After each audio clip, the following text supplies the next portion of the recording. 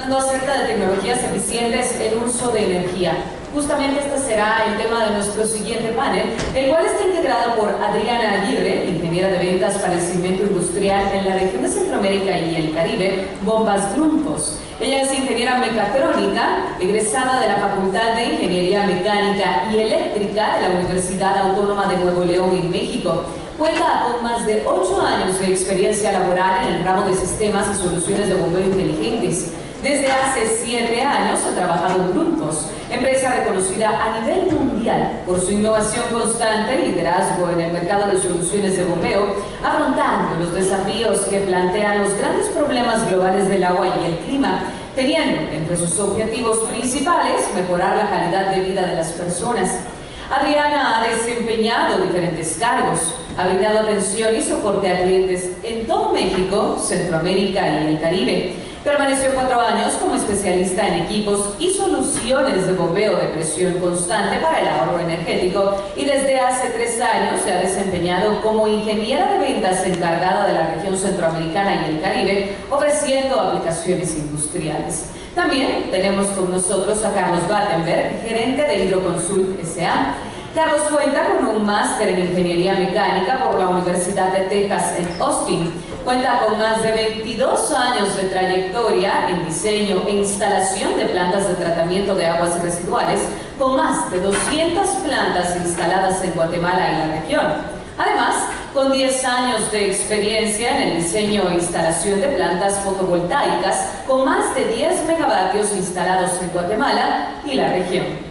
Damos también la bienvenida a Rafael Menéndez, él es CEO de Refipro, ingeniero industrial y de sistemas por el Tecnológico de Monterrey, con una especialización en modelación estructural de sistemas por Harvard University, especialización de simulación de escenarios por MIT, especialización en negocios internacionales por University of Technology of Sydney, con maestría en administración de Cornell University.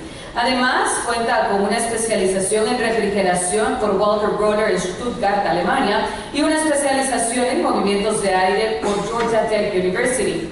Con más de 15 años de experiencia en aire acondicionado, refrigeración y ventilación, se ha enfocado en el desarrollo del mercado de aire acondicionado y ventilación, de acuerdo con el incremento de eficiencia energética a través de tecnologías de punta.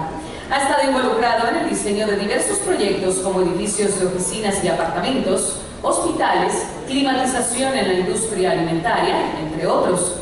Actualmente, él es CEO para el grupo de empresas de Refripro en Guatemala, El Salvador y México, representantes de Mitsubishi Electric y System Air, acreedor del mejor proyecto de aire acondicionado BRF Mitsubishi Electric en Latinoamérica en 2016 y mejor distribuidor de Mitsubishi Electric en Latinoamérica en 2018, 2019 y también 2020. Además de implementar el primer edificio en Latinoamérica con un sistema de cobro de inquilinos para un sistema de aire acondicionado Mitsubishi Electric. Este panel será moderado por Miguel Godoy, Engineering Manager de Kaiser Compresores. Él es ingeniero mecánico eléctrico, gerente del Departamento de Ingeniería de Kaiser Compresores para la región de Centroamérica, puesto que ha desempeñado durante los últimos 19 años.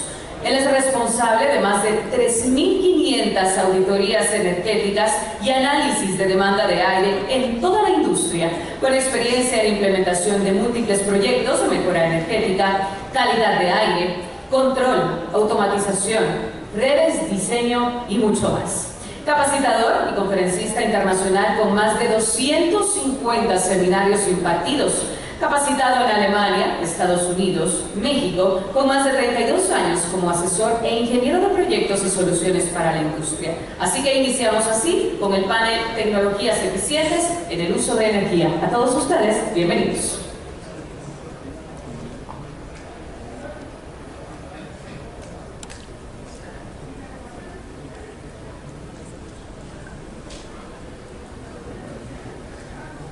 Buenas tardes.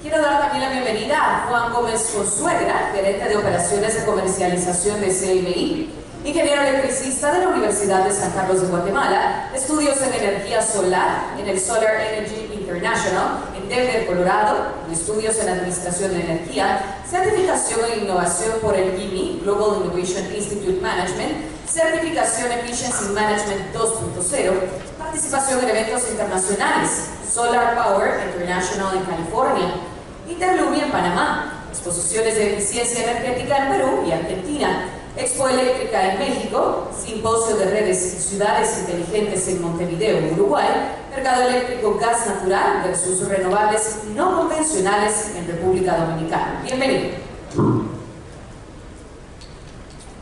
Buenas tardes a todos. Es un gusto estar aquí, de verdad. Es un gusto que ustedes nos acompañen también. Me agrada mucho el éxito en cantidad de gente y calidad de gente que tenemos ahora en el foro, ¿verdad? Muchas gracias. Y me parece genial el grupo de participantes en este módulo, ¿verdad? Quiero agradecerles también su participación. Y bueno, de la misma manera como han sido los otros módulos, vamos a hacerlo a través de rondas de preguntas, ¿verdad?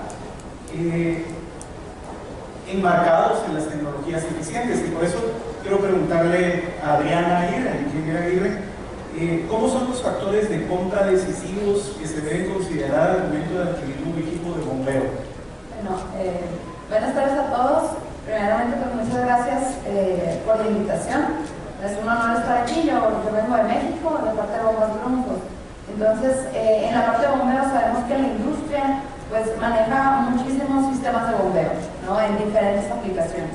Entonces, ¿cómo es que vamos a decidir o cuáles son los factores de compra? Actualmente yo creo que los factores de compra es cuánto me cuesta la bomba, ¿no? La gente normalmente, malamente ve el costo inicial, no solamente decir cuánto cuesta, y no, realmente es, obviamente tengo que seleccionar un equipo que me cumpla con las condiciones de operación que yo requiero de acuerdo a la aplicación, ¿no? Eso es definitivamente el primer factor.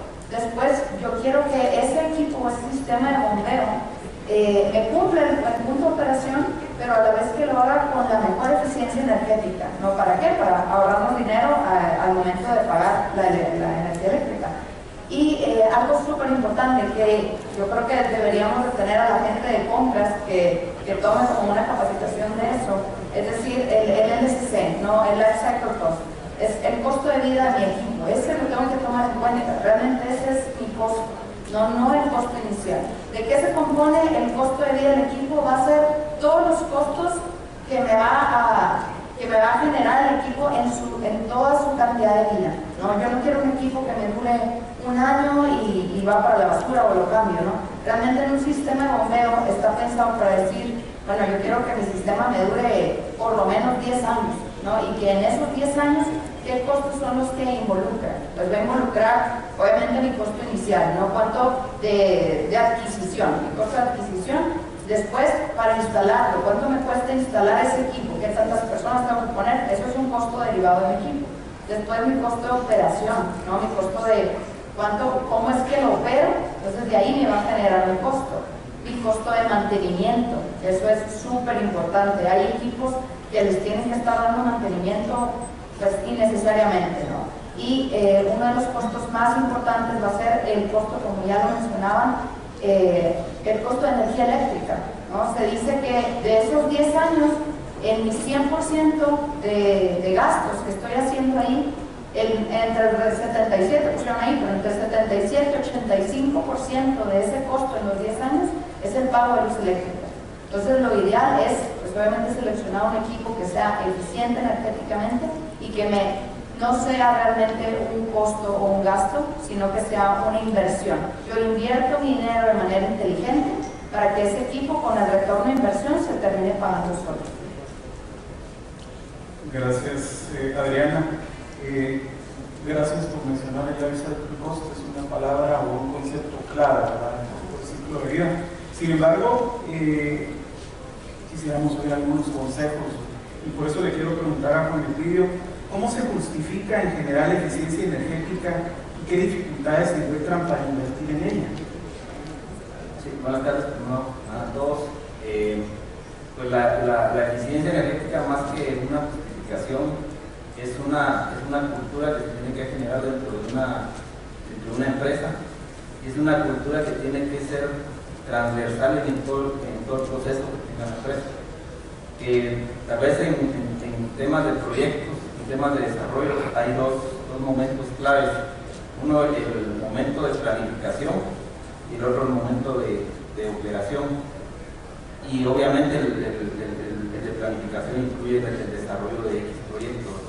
Entonces, cuando estamos en ese momento, el asunto es de que se busca el mínimo costo, en donde no se toma muchas veces en cuenta los factores que mencionaba Adriana, y obviamente le trasladan problemas al equipo de operaciones, que luego se quedan con esa ineficiencia. Entonces, un factor muy importante es tener implantada esta cultura de forma transversal en la organización, y obviamente esto tiene que venir avalado por ciertos indicadores que tienen que tomar en cuenta en la organización, que hagan ver que cuando algo se está ejecutando mal, que es ineficiente, pues simplemente no pasa al siguiente paso. La otra cosa muy importante es que se tienen que considerar todos los beneficios que tiene un producto eficiente versus un producto convencional. El consumo de energía eléctrica que tiene que ver con el tema de eficiencia energética es simplemente uno de los beneficios. Como mencionaba Adriana, hay muchos más beneficios. En la parte operativa también se encuentran muchos más beneficios. O sea, hay ahorros no solo en el consumo literal de energía, sino que también hay ahorros en la parte de mantenimiento, en la parte de vida útil de los equipos. Entonces, es importante primero tener una cultura organizacional, y luego, cuando se haga el análisis de costo-beneficio, considerar absolutamente todo. Obviamente, la parte que no es menos importante es la parte ambiental, la parte de imagen, que muchas veces después se puede terminar mercadeando, ¿verdad? Entonces, creo que ese sería uno de los consejos o de las sugerencias que yo le daría al foro cuando le toque implementar alguno de estos proyectos o plantear alguno de estos proyectos. Gracias, Juan. Interesante, estás hablando de cultura y estábamos, pensando un poco en eso. Creo que vamos a seguir hablando un poco después, tal vez de eso, ¿verdad, Juan? Vale la pena. Carlos, pasándonos a otra tecnología o a otra parte, digamos así, en la planta, cuéntanos, ¿qué criterios debemos seguir para instalar paneles solares en nuestras fábricas? Buenas tardes, gracias, Miguel. Yo creo que el factor principal, como mencionaban antes, es la cultura. Definitivamente los paneles solares hoy en día son económicamente viables sin ningún tipo de subsidio.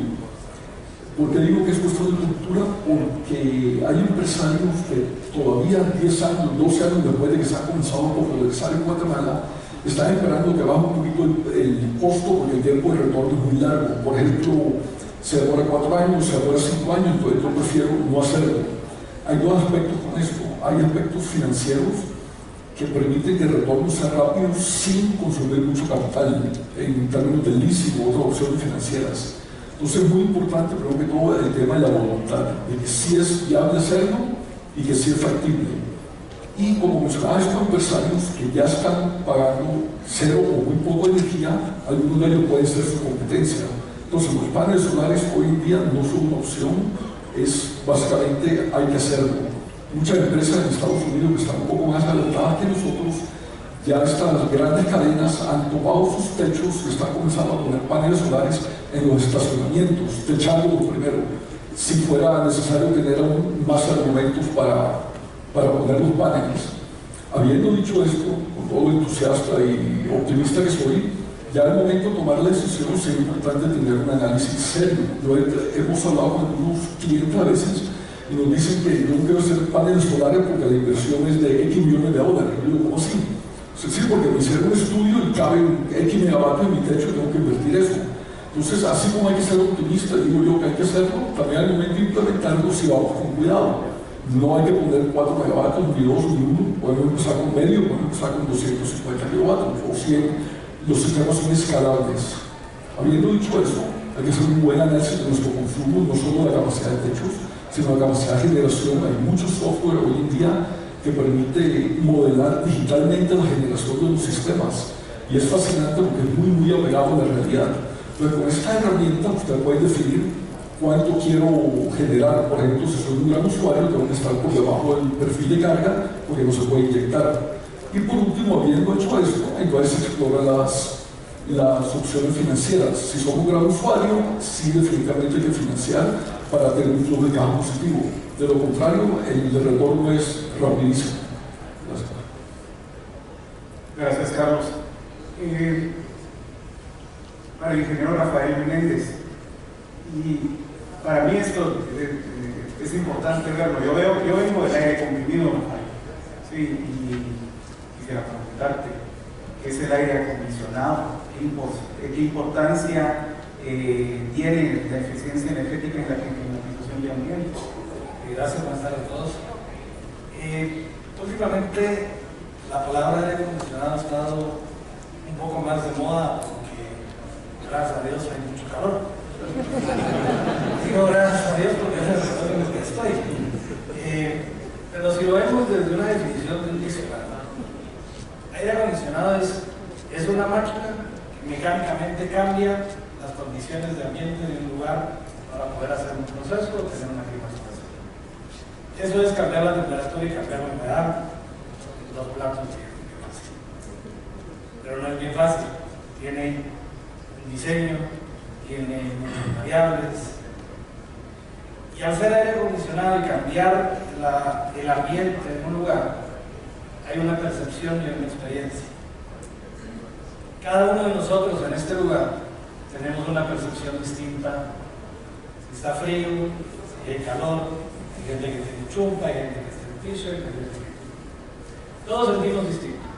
Entonces, el aire acondicionado es tener la temperatura y la humedad relativa adecuada para climatizar una habitación y dormir bien, para climatizar un ambiente y poder mezclar azúcar con agua para poder hacer un marshmallow, por ejemplo, o bien un cuarto de cirugía para poder operar al paciente.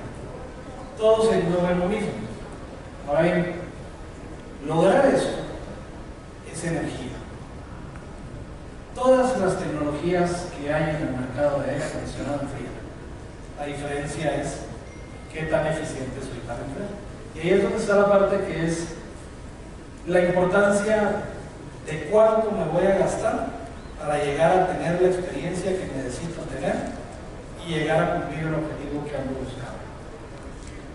Esas tecnologías, más adelante las vamos a hablar, pero entre más tiempo uso yo el aire acondicionado, más dinero voy a gastar porque más energía voy a usar. Entonces, como decía Jorge en su plática, tengo que buscar ese balance entre la inversión que voy a hacer y cuánto dinero me quiero gastar para operar cierta máquina, cierto sistema, cierto edificio, cierto. Entonces, la eficiencia viene siendo sumamente importante porque tampoco es, y es algo que está pasando últimamente, entramos en un par de segundos. Hace calor, 34 grados en mayo, y todo el mundo corre a comprar el primer aire acondicionado en las casas. ¿Qué va a pasar en las casas? Fui a comprar el más barato del mundo. Lo instalo, la emoción, duermo rico, la conchita, el café, y lo enciendo todas las noches del mes a 16 grados, que es lo que daba antes. No que soy alérgico al aire, que frío, pero llegó la cuenta de la luz al final del mes. ¿Qué pasa el siguiente mes? Esa inversión de 2.500 quetzales del gobierno es sumamente cara. ¿Por qué? Esa persona ya no lo enciende. Dice qué caro es usar el aire acondicionado. Eso pasa por no entender la eficiencia de la energía cuando pongo usar. Gracias. ¿A qué temperatura estamos ahora? Mejor cambiemos de tema por el momento, ¿verdad, Rafael? Preguntémosle a Carlos, ¿qué recomiendas tú para ahorrar energía en una planta de tratamiento de aguas residuales, una PETAR existente? Gracias. Este es un punto crítico, álgido en Guatemala. Solo para una pequeña introducción, las pocas municipalidades de Guatemala que están todas atrasadas para el cumplimiento del decreto de ley, las pocas municipalidades que instalan plantas de tratamiento no las operan por el costo de energía. Solo para que tengamos una idea, las pocas plantas que existen municipales están paradas. Después de que llega el primer recibo de luz, no pueden. Entonces, para la industria, también la planta de tratamiento es un centro de costos. Y todos sabemos que el tratamiento de aguas residuales es algo secundario o terciario de una línea de producción, no es algo que es el core business de ustedes que están aquí. ¿Qué significa que no le ponemos atención? Ahora, por temas legales o de cumplimiento, yo espero que mucha gente por sostenibilidad y buena voluntad opera sus plantas de tratamiento. Pero siempre ha sido como el patito feo de la industria. ¿Qué pasa? No le ponemos atención a la eficiencia energética. Pues la primera parte con las plantas de tratamiento es lo mismo que cualquier otro equipo. Eficiencia de motores eléctricos, eficiencia de bombas, buenos confactores, buen cableado, etc. Variador de frecuencia por encima de cierto consumo, de cierta potencia, 5 o 7 caballos y medio. Luego viene la difusión de aire, que es el segundo aspecto más importante. Todas las plantas eólicas necesitan inyectar aire, utiliza un compresor que debe ser eficiente, pero el aire se inyecta en el fondo de las plantas a través de difusores de aire. Si son de burbuja gruesa, hay que estar pendiente de que no estén tapados. Si son difusores de burbuja fina, puede ser que se rompa la membrana, por lo que ya no transmite eficientemente el aire, o bien se tapan por exceso de suciedad. Entonces, la parte de difusión es un centro de costos, no solo inversión, sino operativos muy importante. Luego, asumiendo pues que la planta ya está en cumplimiento, comenzamos con los parámetros operativos. Lo más importante es medir el oxígeno disuelto de las plantas. Es el parámetro principal, que tiene que haber cierto oxígeno en el tanque de aireación para que las bacterias puedan respirarlo mientras degradan la carga orgánica. ¿Por qué es importante medirlo? En una planta eólica tradicional, el oxígeno disuelto debe andar por 2 miligramos por litro. Si ponemos 3 miligramos por litro, estamos oxidando demasiado. Y es como si alguien de nosotros nos pusiera una línea de oxígeno puro en la nariz. No por eso nos vamos a comer 4 hamburguesas, no podemos, nos comemos una o un poquito. Lo mismo con las bacterias, no porque tengan más aire en el tanque de aireación van a degradar más materia orgánica. Entonces es un desperdicio de aire. En una planta de suficiente tamaño, sí vale la pena un sistema automático de control de oxígeno disuelto, donde no se justifica por valor, definitivamente sí un medidor manual para poder controlarlo y en base a eso programar los encendidos y apagados del soldador si el proceso lo permite, o la frecuencia a la que opera, para que si opera 24 horas, una combinación de tiempo y potencia para llegar a un nivel de oxígeno disuelto adecuado.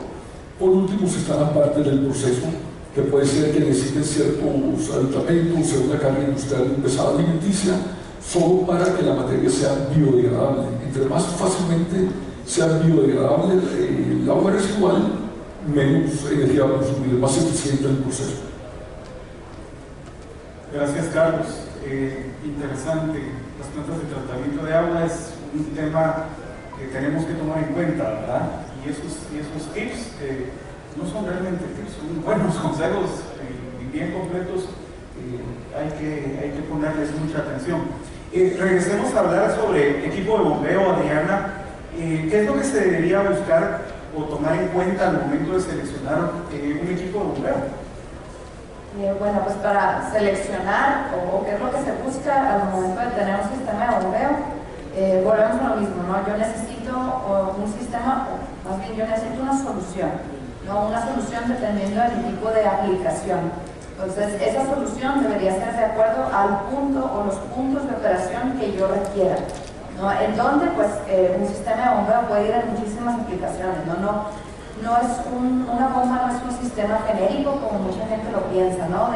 Ponme una bomba de 10 HP aquí y listo, ¿no? Realmente debería ser un traje a la medida, debería ser una solución a mi aplicación.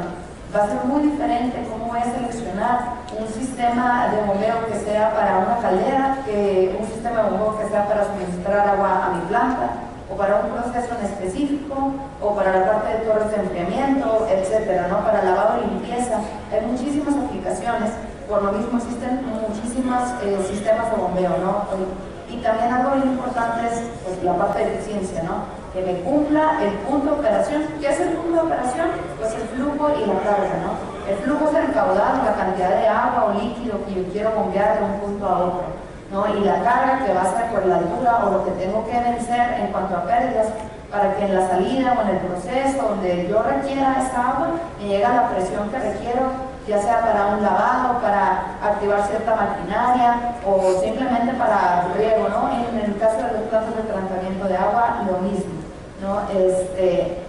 Y en ese caso también, pues regresamos, ¿no? Lo que queremos es buscar una solución en cuanto sea eficiente, no solamente la bomba, porque mucha gente piensa que tengo una bomba eficiente y ya estoy del otro lado, ¿no? Pues no, ¿de qué va a variar? Voy a tener también involucrado ahí la eficiencia del motor. Sí, estoy poniendo tecnologías nuevas, donde yo voy a tener una solución de la más alta gama, entonces yo voy a querer agregar no solamente la bomba y el motor, sino poner un variador de velocidad, poner sensores que de acuerdo a la operación que yo tenga, me activen. Esa es una solución inteligente, ¿no? Que realmente mi selección de equipo sea basado en esa aplicación, para que entonces otros periféricos, digamos un sensor, un variador, etcétera, me digan cómo operar mi bomba. El control en sí es de lo más importante para tener un mejor ahorro energético. De nada me sirve tener la mejor bomba del mercado si al final yo no la puedo operar de acuerdo a lo que yo quiero, ¿no? Y básicamente, pues es eso, cómo seleccionamos los equipos, ¿no? Basados o tratándonos de enfocar en la aplicación, y la recomendación obviamente es acercarse con los expertos en cuanto a bombeo. Gracias, Adriana. Rafael, queríamos hablar un poco sobre tecnologías eficientes. Cuéntanos de tecnologías de aire acondicionado y cómo contribuyen al consumo de energía. ¿Okay? Estamos viendo motores, compresores, aire acondicionado. Quiero hacer una pregunta pública. ¿A quién le gusta el vino? ¿Cuál es el mejor vino del mundo? El que te gusta, exactamente. ¿Pero por qué el que te gusta? Porque es el que yo tengo una experiencia en mi boca, de sabor, de regustos, frutas, etc. Si te pregunto y le regalo un aire acondicionado, ¿quién te la responde? ¿Cuál es el aire acondicionado más eficiente del mundo? El que está pagado. Si está pagado, no gasta. El segundo más eficiente es el aire acondicionado que enfría o calienta a la menor revolución posible de un compresor. Y ahí nos vamos para acá. Dentro de las tecnologías de aire acondicionado, que muchos de ustedes, viendo los perfiles que tienen de plantas, empresas, edificios, han usado torres de enfriamiento, han usado chillers, han usado mini splits, han usado BRF, han usado camas autocontenidas. Cada una de estas tecnologías funciona de diferente manera. La palabra inverter, que se ha puesto de moda en los últimos 7, 8 años, para todo hay un inverter. La refri, el inverter, o otras cosas, ¿no? El inverter es como decir gasolina. Hay regular, hay super, hay una más super con V, hay de avión. Lo mismo es el inverter. El inverter no me asegura que el equipo es eficiente. Hay dos tipos de inverter: el inverter ascendente y el inverter descendente. El chiller, por ejemplo, tiene una eficiencia que se mide en IPLB. El mini split se mide en SER. Hace 2 meses salió en Estados Unidos el SER2. Y todos los aires acondicionados se miden en EER. Ya voy a explicar qué es eso. Y el BRF se mide en IER. Son un montón de acrónimos que básicamente todo lo que dicen es la eficiencia que tengo en condiciones controladas para poder decir cuánto consumo. Esto lo da un laboratorio tercero que se llama ARI en Estados Unidos o Euro 20 en Europa. Es sumamente importante que cuando compremos un aire nos fijemos que esté certificado. ¿Por qué? Porque el papel aguanta con todo. Los de mercadeo son genios en hacer brochures y en poner el número que quieran. Entonces, en la eficiencia energética, el número en cualquiera de los acrónimos que le di, entre más alto sea, más eficiente es. Por ejemplo, pero todavía es actual en Guatemala, el SER13, para los que han comprado aire acondicionado, eso equivale a 1.07 kWh por tonelada. El anterior, que era el 10, era 1.31 kWh. El equipo RF, que significa volumen de refrigerante variable, llega a ser 0.38 kWh la tonelada. ¿Cuál compro? Depende. Depende para qué lo quiero usar. Entonces, si yo quiero un equipo sumamente eficiente, pero tengo una casa en la playa, voy una vez al mes y lo voy a usar 8 horas, ¿cuál es el punto de comprar lo más eficiente que existe? Pero si soy de los que estoy en la moda, porque está a 34 grados afuera, compro el aire acondicionado, sea, y compro el que sea, me llega a la cuenta 500 pesos, o 1000 quetzales, si vale la pena que vaya y busque ese equipo certificado y pague 80 quetzales. Lo mismo pasa en las plantas, lo mismo pasa en los edificios. Tengo que entender para qué necesito el aire acondicionado y no simplemente comprar una máquina que echa frío. Entonces, como decía al inicio, la eficiencia de energía del aire acondicionado debe de ser el único número 1 a la hora de decisión. Ya no es una decisión sin frío o no, es una decisión financiera en cuánto tiempo me voy a tardar en retornar la inversión en el diferencial de precio en un periodo de tiempo. Interesante, gracias, de verdad, gracias. Te quiero preguntar, Juan, sobre digitalización y automatización. ¿Cómo apalancarse a estos conceptos de la digitalización y automatización para lograr eficiencia energética y operativa con equipos existentes? Bueno, sí, como mencionaba hace un momento, normal, lo ideal sería que la cultura esté impregnada en la organización, pero lo que generalmente sucede es que no es así. Al momento de implementar un proyecto, normalmente se compran los equipos estándar, pues, tal vez no los peores, pero sí los estándar. Entonces, puede ser también lo que mencionaba el compañero, en donde simplemente no se necesita porque el tiempo de utilización de los equipos no amerita comprar la última tecnología. Entonces, pues básicamente ahí lo que se recomienda es optimizar el uso del equipo que ya se tiene instalado, porque probablemente es nuevo y nunca va a tener sentido económico reemplazarlo, que literalmente la mayoría de veces no va a tener sentido económico reemplazarlo, ¿verdad?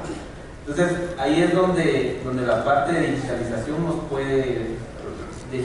y automatización nos puede ayudar, porque nosotros empezamos con un proceso de captura de datos de ese equipo. Hay una medición que se tiene que hacer. Normalmente hay mediciones puntuales que se hacen en las plantas o en las industrias de muchas variables, como temperatura, energía eléctrica, en el caso de un aire acondicionado, que son variables principales. Pero estas variables probablemente no se están acumulando en un lugar en donde después puedan pasar en un proceso de análisis, ¿no?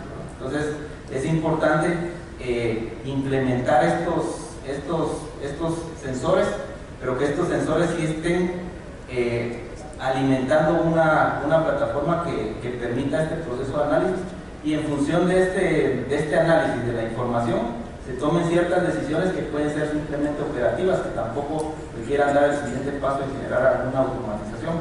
Entonces, de esa forma nos podemos apalancar de la parte digital para tomar decisiones, e incluso esa decisión nos puede llevar a una automatización. Por ejemplo, resulta que tenemos algún caso en donde la rotación de personal, que aquí ya es un tema también de recursos humanos, hay mucha rotación de personal y es muy difícil que la cultura quede impregnada de una cosa tan sencilla como apagar la luz, ¿verdad? O apagar un aire acondicionado, lo que sea.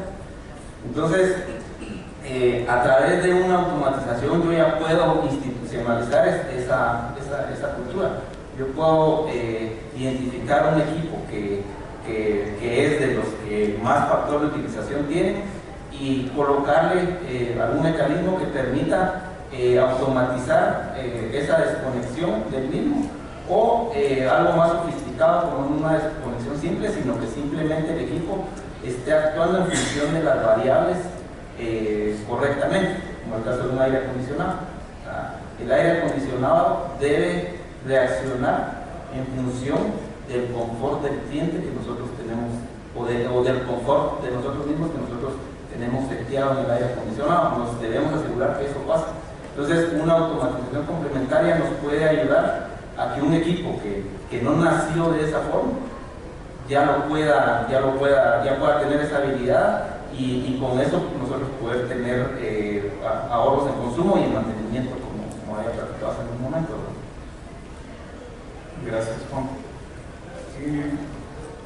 Con respecto al aire acondicionado, Rafael, ¿cómo ha sido en los últimos 10 años? ¿Cómo ha cambiado la industria del aire acondicionado en Guatemala?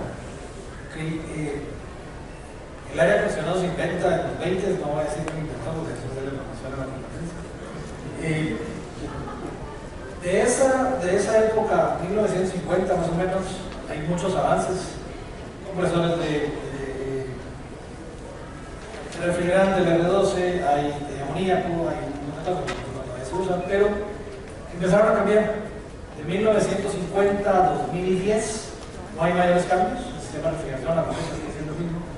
Sin embargo, de 2010 para la fecha, últimos 12 años, los compresores inverter, lo que decía anteriormente, empiezan a ser tomados por la industria del aire acondicionado.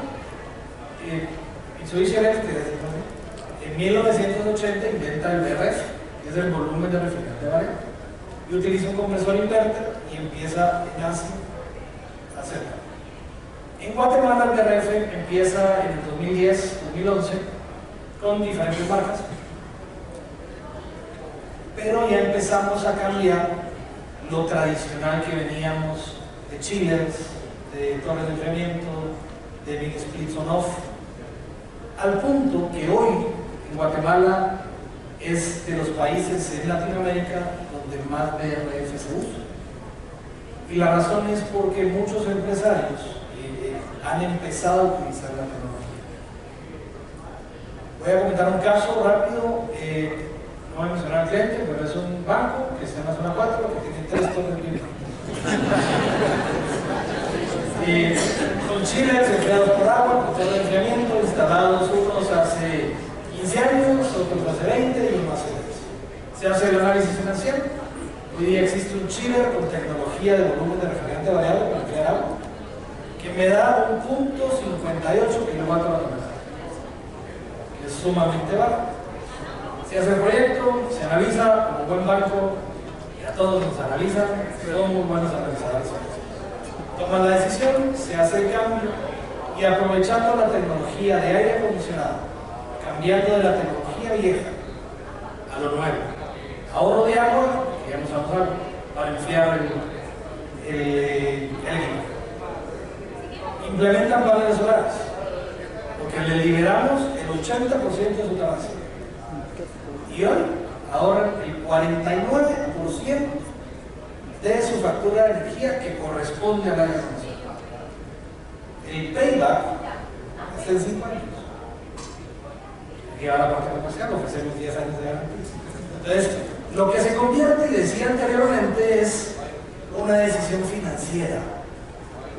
¿Cuánto estoy dispuesto a pagar para operar el sistema? No para configurarlo. La compra, decía Jorge al inicio, que es un 77% de ahorro en el periodo de la vida útil. Entonces, si nosotros nos ponemos a pensar en nuestra industria, en nuestra casa, en el hospital, en donde sea, hace sentido hacer un análisis no solo de aire acondicionado, de focos, de generación y tener un proyecto integral para ser exitoso, ahorrar dinero, tener eficiencia financiera y poder ayudar al ambiente. Gracias, Rafael. ¿Cuál es tu dicho favorito? Se dice el milagro, no el santo. No es ni bueno ni malo, sino que todo lo contrario. Gracias. Adriana, ¿cuáles son los objetivos y retos de las industrias que se pueden ver beneficiados mediante soluciones de bombeo inteligentes de alta eficiencia energética? Bueno, pues obviamente sabemos ustedes que están en las partes industriales, ¿no? En diferentes industrias van a estar, tienen bastantes retos, ¿no? O los objetivos que van a tener como industria. ¿Qué va a ser? Primero ahorita hay que bajar el consumo de energía eléctrica, ¿no? ¿Cómo bajo el consumo de energía eléctrica? Pues poniendo o instalando equipos nuevos, equipos con nuevas tecnologías y equipos que me generan un ahorro energético con una alta eficiencia, ¿no? Llámese compresores, llámese paneles solares, motores, bombas, etc. Entonces, primer reto que vamos a tener es eso, ¿no? Bajar qué tantos kilowatt por hora al año estoy consumiendo, y lo que yo quiero es realmente bajar ese consumo. Se dice de hecho que a nivel mundial alrededor del 10% del consumo eléctrico es en equipo de bombeo, ¿no? Entonces, si nosotros instalamos o hacemos cambio de equipo de bombeo convencional por sistemas inteligentes que tengan un alto ahorro energético, podemos tener un ahorro más o menos del 4% a nivel global. Eso nos puede dar un montón de energía eléctrica para más personas, ¿no? Después, ¿qué otro reto tenemos? Tener menos consumo de agua, ¿no? El agua sabemos que no es un recurso que podemos producir, o sea, el agua es un recurso limitado. Entonces también el tener cero residuos, ¿no? El tener el agua, usarla de la mejor manera, porque anteriormente como que la gente más, no sé, alguna refresquera o algún alimento de bebidas, usan agua, tienen concesiones en todo el mundo, creo que sí. Entonces tienen un montón de agua para usarla, y la realidad es que se desperdicia muchísima agua a nivel mundial, y la industria es uno de los principales focos, o digamos, las empresas son las que deberían de ahorrar, porque nosotros en nuestra casa, tú puedes decir, bueno, voy a ahorrar, ¿qué tanto puedes ahorrar? No es mucho, ¿no? Pero si una industria realmente pone un equipo eficiente que trabaje de acuerdo al funcionamiento, a la operación que yo quiero, ahí yo puedo tener ahorros de agua bastante considerables, ¿no? ¿Qué otro reto voy a tener como industria? Pues bajar mis costos de mantenimiento, ¿no? Que en la mayoría de las empresas se considera un montón de gente de mantenimiento, y estamos acostumbrados, creo que es más la cultura latina en general, es decir, lo voy a cambiar hasta que se descomponga, ¿no? O sea, es malas prácticas definitivamente, pero lo que buscamos es tener equipos altamente eficientes, equipos inteligentes, que lo que me genere es no tener, sí vamos a necesitar gente de mantenimiento siempre, pero es diferente tener gente de mantenimiento apagafuegos a tener gente de mantenimiento que realmente tenga un mantenimiento programado, ¿no? Para este equipo, cada 2 años le tengo que dar mantenimiento, no cada semana, no casi creo que diario. Entonces, en la parte de mantenimientos, el tener equipos eficientes nos puede ayudar bastante, ¿no? ¿Qué otro reto vamos a tener? Además de bajar energía eléctrica, bajar el consumo de agua, bajar mantenimientos, el tener, y yo creo que eso es lo que más le puede importar a una industria, ¿no? El tener buenos equipos me puede ahorrar en la parte de mi producción. ¿Por qué? Hablemos, por ejemplo, en la parte de calderas, ¿no? ¿Qué es lo que me genera una caldera? Vapor, ¿no? Entonces, el tener una buena calidad de vapor, eso me va a generar una buena producción, ¿no? Es un ejemplo. Entonces, si yo tengo un sistema de bombeo que realmente funciona a un nivel constante la caldera, pues yo voy a tener una buena calidad de vapor y mi proceso va a ser mucho mejor, ¿no? Entonces tenemos que irnos más allá de salirnos de esa cajita, de decir, solamente estoy viendo la bomba, ¿en qué impacta la bomba, no? La parte de producción, ¿qué pasa si yo tengo un sistema de bombeo y me quedo sin agua en mi planta 1 hora? ¿Cuánto voy a gastar en eso? No, realmente es decir, no, yo tengo que invertir porque este es un proceso crítico. Entonces invierto de manera inteligente mi dinero y al final lo que me va a hacer es que me va a generar más dinero, ¿no? Al tener un mejor producto, al poder producir más y mejor. Gracias, Adriana. Carlos, la pregunta anterior que te hice era sobre plantas de tratamiento de aguas residuales existentes. Ahora hablemos de nuevas. ¿Qué tecnologías recomiendas para plantas de tratamiento de aguas residuales nuevas? Este es un punto muy importante porque el decreto 236/2006 ya entró en su etapa más estricta, que es el año 2024, el 2 de mayo, lo que significa que hay mucha gente entonces en el mercado que está buscando plantas de tratamiento nuevas. Por temas del decreto, los parámetros que exigen, las plantas de tratamiento tienen que ser aeróbicas para poder reducir los nutrientes nitrógeno y fósforo, principalmente el nitrógeno. Habiendo dicho eso, las tecnologías anaeróbicas, que hasta hace poco tiempo todo el mundo apostaba por ellas porque no consumen energía, son muy buenas como pretratamiento, especialmente para la industria alimenticia, por ejemplo, que tiene DBO en sus aguas residuales del orden de miles o decenas de miles de miligramos por litro. Y en este foro de eficiencia energética es muy importante mencionar la tecnología anaeróbica, por 2 razones. Uno, no consume energía, que es fascinante, y 2, interesante, y 2, fascinante, cuando la DBO es alta, genera biogás. Muchas empresas en Guatemala generan megavatios de energía eléctrica con el biogás de las plantas de tratamiento de aguas residuales. Ya no hablamos de las decenas en México de empresas grandes. Pero habiendo dicho esto, entonces tengamos o no tengamos un pretratamiento anaeróbico, lo siguiente es la tecnología aeróbica. Si ya va a ser una planta nueva, hay 2 recomendaciones que les puedo dar. La primera, una tecnología existente, madura, ya muy presente en todo el mundo, es el NBBR, que son unos carriles, unas pelotitas de plástico pequeñas que flotan en el tanque de aireación. ¿Y qué significa? Que en esta pelotita, en el plástico, se pega la biomasa, la mezcla de carne orgánica con bacterias, y el resultado es una tremenda eficiencia volumétrica. Podemos ahorrar hasta un 80% del volumen del agua. Si metemos en una planta aeróbica tradicional, por ejemplo, recibiendo 1 litro, ahí tenemos, por poner un ejemplo, 10 millones de bacterias por alimentar. Si la metemos en el MBBR, el mismo litro, con un pedacito de plástico flotando, vamos a tener 50 millones de bacterias. Por lo tanto, el tanque de aireación, para cierta profundidad y cierto ancho, en vez de tener, por ejemplo, 10 metros de largo, va a tener 2 metros de largo. Y esto es el ahorro de capital.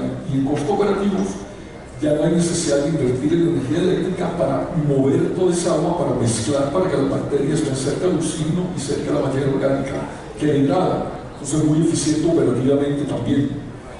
Y hay otra tecnología, ya rapidito, es unas membranas que está penetrando mucho en el mercado, una tecnología nueva, pero una aireación por membranas. No la membrana que se utiliza ahorita como separación físico-química en el clarificador, sino aireación por membranas que también reduce un 50 o 60% el consumo energético de las plantas de tratamiento. Gracias, Carlos. Juan, estabas mencionando cultura y algunos aspectos que seguro se olvidan, ¿verdad? O no se establecen, o no van de la mano, ¿verdad? A ver, entonces, ¿cómo instituimos un sistema de gestión de energía, digamos, que permita sistematizar el proceso de captura y materialización de oportunidades que se encuentran en la industria, ¿verdad? En una industria. ¿Cuáles son los principales factores a considerar? Sí, precisamente ese es uno de los principales retos Normalmente el conocimiento, el desarrollo de los equipos, las soluciones técnicas existen en el mercado, y como todo lo que se pusieron mis compañeros en el foro, ya existe, ya hay soluciones, y muchas veces esas soluciones las encontramos en este tipo de actividades, las encontramos en webinars, las encontramos en internet, y alguien toma esa iniciativa y la lleva dentro de su empresa.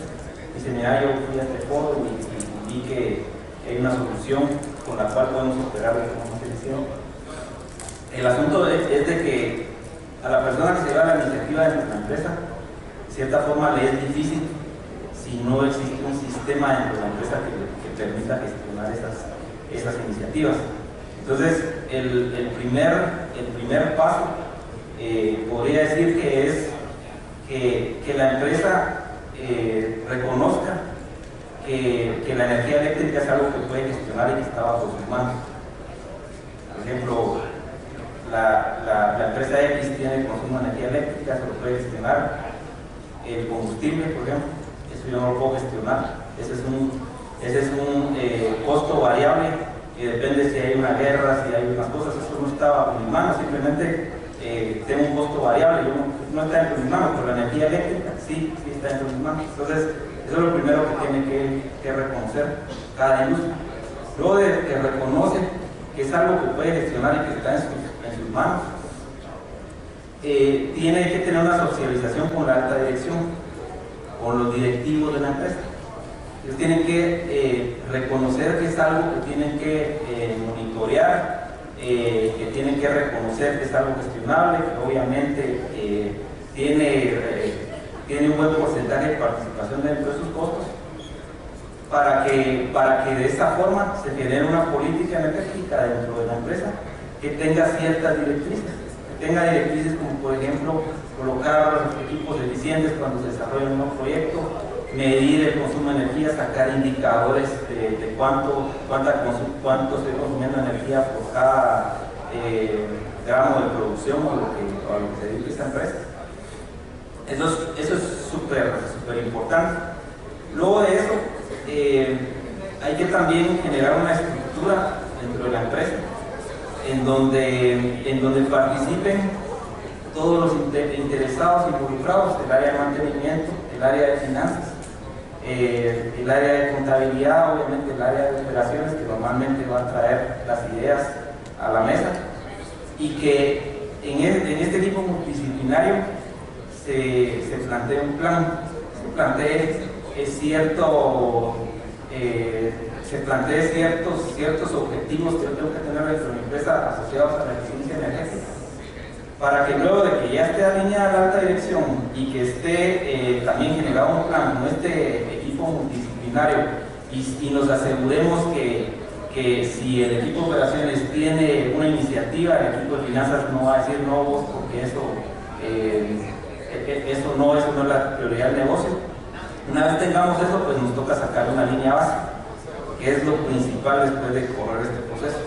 Tenemos que sacar una línea base de en qué nos estamos consumiendo la energía y qué oportunidades tenemos qué oportunidades de mejora tenemos en el consumo de energía. Luego de que se saca esa línea, base, que eso se hace normalmente a través de una auditoría, pues ya tenemos un proceso en donde todas las oportunidades que salgan de esa auditoría o de esa línea base o de esa detección de oportunidades de mejora, ya simplemente van a correr dentro de la empresa un proceso de selección, porque tampoco todas las iniciativas se pueden realizar. Como decían los compañeros, tenemos que ver cuáles son las iniciativas en principio que generan más beneficios para la empresa y para el ambiente, obviamente. Entonces, eso ya instituido debe generar indicadores que deben ser monitoreados con cierta frecuencia. Incluso son indicadores que deben ir cuando se presenta la junta directiva, para que al final tanto la parte operativa como la parte de alta dirección esté alineado a este objetivo común.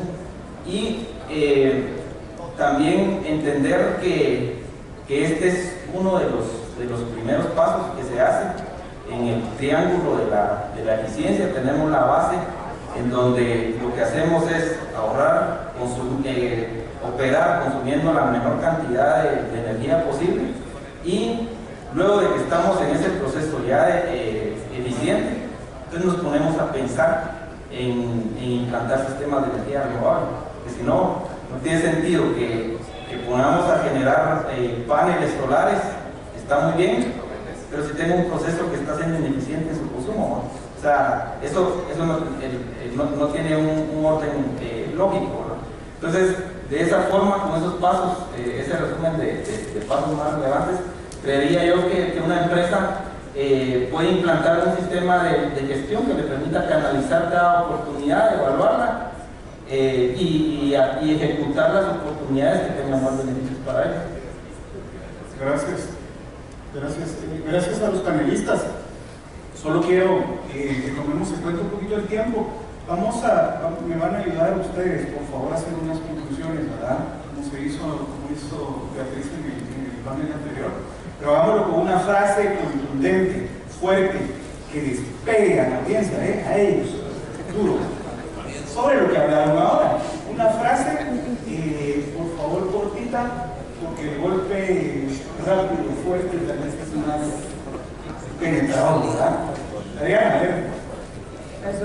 Realmente una frase es muy poco, ¿no? Yo diría como el realmente invertir nuestro dinero de manera inteligente, ¿no? Para también usar las tecnologías nuevas y dejar un mejor planeta, porque las tecnologías nuevas lo que hacen es eso, ¿no? Entonces queremos dejar un mejor planeta para las generaciones futuras. Gracias. Carlos. Dos frases. Échense al agua con la eficiencia energética. De la misma manera que sus sistemas de control de inventario evitan fuga de capital, para ponerlo elegantemente, y sus sistemas de calidad de producción evitan fuga de capital con desperdicio de materia prima, de la misma manera la eficiencia energética le va a parar fuga de capital, donde está gastando energía innecesariamente, y es una pequeña fuente de pérdida todos los días, todos los meses, todos los años. Gracias, Carlos. Perdón lo que voy a decir, pero como dicen los abogados, la ignorancia no es factor de derecho. Después del foro de hoy, lo que ustedes están viendo afuera, sepan que cada vez que ustedes compran algo ineficiente, están perdiendo dinero. Así de fácil. Compran eficiencia.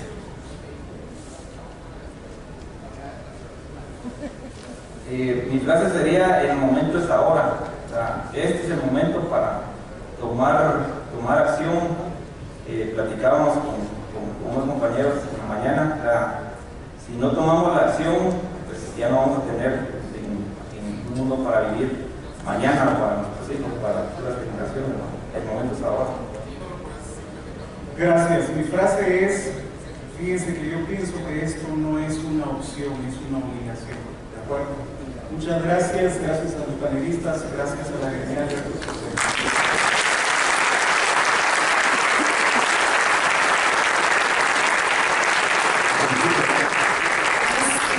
Preguntas para ustedes por parte de la audiencia. Podemos realizar en este momento. La primera es: ¿los paneles solares soportan los picos de arranque de motores grandes superiores a 100 HP? Esta pregunta va para Carlos. En los sistemas que estamos hablando, que están conectados a red, los paneles eléctricos únicamente suministran energía, no potencia. Ellos van a contrarrestar los kilovatios hora que estén consumiendo. Si los paneles solares en ese momento están generando más de 100 kilovatios, entonces ese pico de 100 kilovatios va a ser generado por los paneles. Si es de noche el pico, pues en ese momento lo absorbe el proveedor tradicional de energía. Carlos, muchísimas gracias. Tenemos otra pregunta que puede ser respondida por todos nuestros panelistas. ¿Cómo permitir una mayor accesibilidad a los diferentes sistemas o alternativas para que puedan ser utilizadas por una mayor cantidad de personas y lograr así un impacto a mayor escala? Este es un dato muy interesante. En el mundo, en los siguientes 5 años se van a vender 1 billón de sistemas de eso es muy importante porque la infraestructura eléctrica de los diferentes países es limitada. Hay un programa por 2 empresas en el mundo, una es la que yo represento. Se está buscando los excesos de producción en las plantas de producción. ¿Para qué? Para poder ayudar a países, llamémoslo del tercer mundo o menos desarrollados que otros, que es países de Latinoamérica, países en África, ciertos países de Asia, para que las personas que están en la montaña o tienen poco acceso a esa infraestructura eléctrica que hay en las grandes ciudades, puedan tener acceso económico a comprar un sistema de aire acondicionado de estos que son sumamente eficientes. Entonces, es una iniciativa que esperamos que salga en 2 años más o menos por el tema de la preparación de las fábricas, pero es una manera de poder hacer accesible a cualquier persona poder tener un aire acondicionado sumamente eficiente en el campo del aire.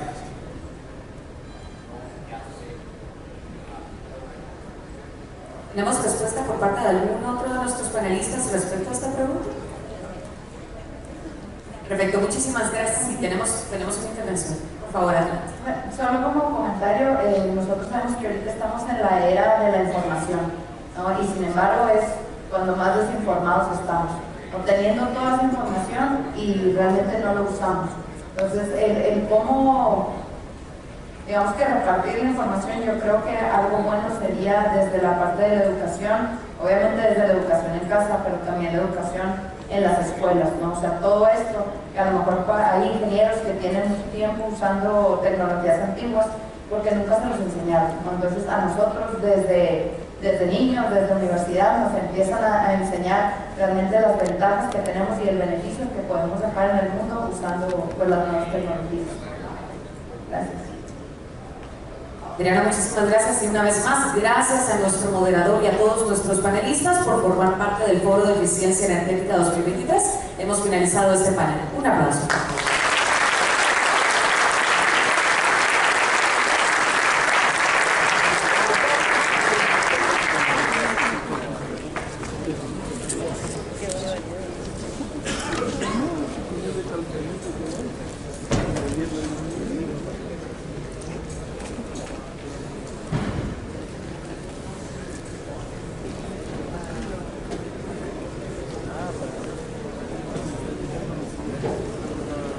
Continuamos ahora con las actividades de este Foro de Eficiencia Energética 2023, moviendo la industria hacia la sostenibilidad. Y conocemos un poco más acerca de nuestros patrocinadores Foro, Hidroconsult y Refri Pro.